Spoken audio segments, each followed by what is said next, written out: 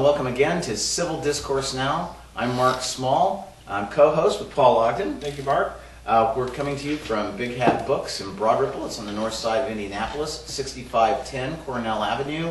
They have an excellent selection of books here. Amongst them, I grabbed this one because it just kind of caught my eye. Too Big to Fail, inside story of how Wall Street and Washington fought to save the financial system and themselves. There are other titles down there. They're bestsellers. There's a selection of books that Liz makes that are just kind of offbeat, that are really kind of cool. There's space here to rent for special occasions. Upstairs, they have places for receptions and stuff. That's where we film. There's also an art gallery on the second floor. G.C. Lucas Gallery has paintings displayed there. And then also, World Book Night is taking place on April 23rd, 2012. What you do is you go online to www.worldbooknight.org. Does anybody have to say www dot anymore? I mean, that's kind of, just go to worldbooknight.org. I think you'll hit it. They've got a selection of 30 book titles. What you do is you pick one title and type it into worldbooknight.org and request it, and then they'll send 20 copies of that book here to Big Hat Books. You come by and pick them up, and then by April 16th is when you pick them up. And then on April 23rd, have a party and just give those 20 books away. And the idea is to get people to read and stuff like that, which is kind of a worthwhile thing. And Paul, do you want to describe the show? Oh, well, Mark, the show is Civil Discourse Now. It is a show in which we attempt to have civil discussion of local, state, national, and international issues. Mark felt in starting this program that there just was not enough civil discussion, that there were too many people talking over each other, yelling at each other. You see that on TV all the time, where they don't really, a lot of times they're just throwing slogans back and forth. So this is an attempt to bring an intellectual discussion to the issues. We hope it'll be intellectual. Yeah, it has been to this point. We've always had a good time here. Just two rules. You can't wear stripes for some reason. We discussed this with our guests. You can't wear stripes because it screws up the contrast on the camera, and nobody can talk over one another. I do have one point to make. You just talked over me. I did talk over you. I want to make clear for our viewers all over, I have filed as a candidate for judge, and because I've done that for Marion County judge in a Republican primary. The way it works, Marion County has a strange system in which 20 judges are elected, and both parties nominate 10. So unless a third party sneaks in, whoever is nominated, if you win the primary, you win the election. But I bring this up because there are certain rules of ethics that I have to follow as a candidate, and one of those is that I can't pledge support of certain positions, and also to any issue that may come before the court, I cannot take a position on in a forum like this. And the idea is to have objectivity, and that when you come to the court, that you don't have a judge predisposed one way or the other. So unfortunately, there are going to be a lot of occasions in the next few weeks when Mark will be talking crazy, and I won't be able to contradict him. So that'd be great. We'll have a really interesting, exact, precise analysis of the issues. Today, we're talking about the efficacy of third parties in American politics. And we've invited several members of several parties. And first of all, our guests today are Jay Parks from the Green Party, John Strinka from the Socialist Party-USA, and Joe Hentzler from the American Constitution Party. I don't like using and we were talking about before, I don't like the term third party, because first of all, I don't think that there really are two parties. I think it's just a one-party system, certainly as it functions to keep other parties out. The two parties act as one. But also, it's not like a third party. That kind of lumps everybody in with one another, and I think that's imprecise. So I'll talk about alternate parties or something, but if I slip up and say third party, I hope you'll forgive me on that. We're going to go around and briefly get an idea of the tenets of the parties that these gentlemen are part of, and these are different views and different parties, and we're by no means endorsing or not endorsing any of the parties, we want to have an open discussion and give voice to parties that normally aren't heard. Certainly on network TV here in Indianapolis. Jay, do you want to start out? Would you please? Sure. I'm with the Indiana Green Party. The Green Party movement is an international movement, and all Green Parties are based on the concept of what we call 4 pillars, and that's nonviolence, grassroots democracy. Let me see if I can repair you now. Good to repair. Nonviolence, grassroots democracy. Commerce Department. No. I'm sorry, I'll have to come back to it. That's quite all right. And a lot of people think of the Greens only as an environmental party. There's another of our 3 pillars, social justice. We have several concerns, actually. Grassroots democracy being that we believe that there's too much corporate influence in democracy, and we believe that people need to be more involved. So the Greens don't accept any corporate donations. We don't have any super PACs.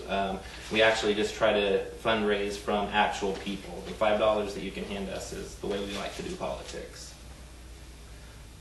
We have been active in Indiana since the 1990s at least, and with Ralph Nader's campaign in 2000 was probably the peak of the party, and since then we've been rebuilding, and we've had a couple of attempts to get on the ballot statewide with the Secretary of State race. Not been successful so far, but that's what we look to in the future. And we'll go into that in a little bit, talking about the Secretary of State race and why it's so peculiarly relevant to this topic here in Indiana. John, what's the Socialist Party-USA about?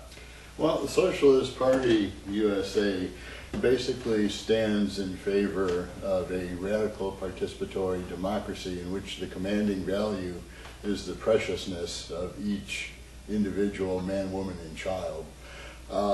Basically what we feel in terms of with Marxian analysis, that the current structure is controlled by the wealthy and powerful for themselves, and that particularly under the current in the current situation, that it's having a negative impact on the people of the country overall. We believe that this has to be reversed, and the way to reverse that is through the practice of direct democracy by means of the workers' control of the means of production. That production should be for use, not for profit. That's fundamentally what we're about. Insofar as there's a lot of, I think, misrepresentation of socialism, I will say that we are not inherently for big government. We see that in order to restrain the power of the rich, government intervention is often necessary, but what we would work toward is basically a radical democracy where people and workers are in charge of their own destinies and their labor is not commoditized. That production is for use of the people. Joe, what are the basic tenets of the American Constitution Party? Basic tenets of the Constitution Party are returning to the constitutional precepts laid down by the founding fathers.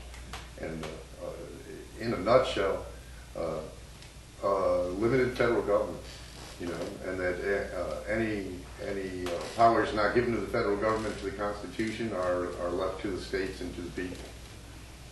So since the Civil War, the federal government has run pretty roughshod over the Constitution, especially the 10th Amendment that gives any powers, not given to the federal government to the states and the people, and a lot of that has been taken away. So, my favorite amendment is the Third Amendment. I can't quarter troops in any place. That's a very little relied upon amendment. I don't know of any litigation that's being based on that, but I think that it might be worthwhile. You save money on groceries. That's true. Although they were rather disreputable people who were in the British Army and placed here in the colonies. We were mentioning the Office of Secretary of State in Indiana as being some kind of a benchmark. What is that as a benchmark? Why is that so peculiarly important? That's because the ability of minor parties to get candidates on the ballot is based on the number of votes that party collects, It's, or the number of signatures that party collects on a petition. I think the statute, if I'm not mistaken, says that a major party is considered to be a major party if they obtain 2% of the vote in the previous general election for Secretary of State. Correct. And so that means you automatically are on the ballot and you don't have to get the signatures to get on. For certain races. For certain races. Right. For State the right. governor, you would still have to get some signatures, correct? Yes. And for, let's see, we had governor, we had, what was the other, president. A president would still have to get signatures within the state. There's a statute that applies even to major parties. And that's what happened with Jim Wallace. He didn't get on the ballot. And Jim Wallace was a candidate for governor, is that correct? Correct, correct. And so he is not going to be on for the primary. Unless he can get the decision overturned. The rule with regard to third parties, with regard to governor and the major parties is with regard to governor and with regard to president, lead president, they have to get 500 signatures from each congressional district. And my understanding is that the 7th Congressional District, which falls entirely in Marion County, Wallace fell 11 votes short. Santorum, I think, Santorum was running for president, fell about 8 votes short. I say 8 votes, I meant signature short. Well, that's the same 8 people that he missed out in Iowa, though, so that was probably. Could have been, so. And that's a big barrier. I mean, because candidates, when they run, I mean, you might have somebody who decides they want to run for state representative, and if they have easy access for getting into a party, if they win a primary, it's a lot easier for them. But the rule I was talking about deals with major parties that have ballot access already. They have a much higher signature requirement. So you might have Jay, what is the signature requirement? It's based on 2% of the vote in the last election for Secretary of State, and the last election that came out to a little bit over 34,000 valid signatures that you have to collect. One distinction I'd make too is that the major parties only petition for their primary. They don't have to petition, obviously. The minor parties do have to petition to get on the ballot. The only way for statewide ballot access is through the Secretary of State's race. So even if you petitioned and gathered 34,000 signatures for president, you'd have to petition the next election cycle as well, because it's only based on the Secretary of State's race. And those signatures only allow the presidential candidate to appear on the ballot. If you want other candidates, you have to collect signatures for them as well. Why did they choose Secretary of State? I mean, it seems to me that that's probably, I mean, I can't say what the legislative history was because we don't have legislative history here in Indiana. If you're watching this from another state or another country, our General Assembly doesn't keep minutes or records of what legislation is enacted and why. It would seem to me that Secretary of State would be an office that people would only vote for because of party identification, unless it was like the uncle or aunt or niece of the candidate. And which then goes back to the idea of it kind of parlays itself in a two-party system. It's kind of self-reinforcing. It's not a very exciting race, and I think that's part of it. It's going to draw, like you said, it's going to draw partisan voters for the most part. People aren't terribly interested in who the Secretary of State is necessarily. And I think that's part of the reason it was chosen by the two major parties. We're at the end of segment 1. We're going to be back here in just a couple minutes.